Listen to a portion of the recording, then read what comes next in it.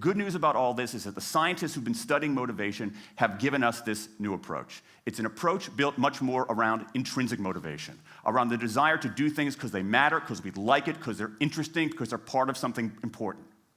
And to my mind, that new operating system for our businesses revolves around three elements: autonomy, mastery, and purpose. Autonomy, the urge to direct our own lives.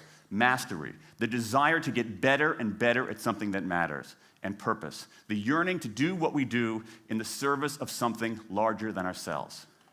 These are the building blocks of an entirely new operating system for our businesses.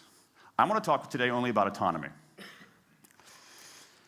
In the 20th century, we came up with this idea of management. Management did not emanate from nature. Okay? Management is it's not a tree, it's a television set. Okay? Somebody invented it. And it doesn't mean it's going to work forever. Management is great.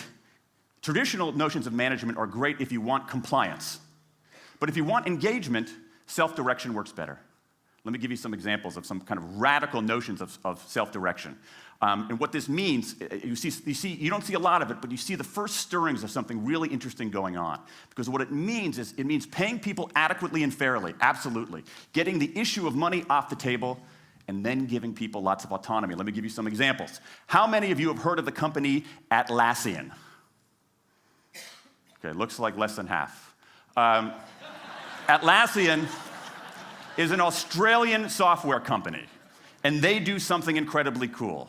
A few times a year, they tell their engineers, go for the next 24 hours and work on anything you want.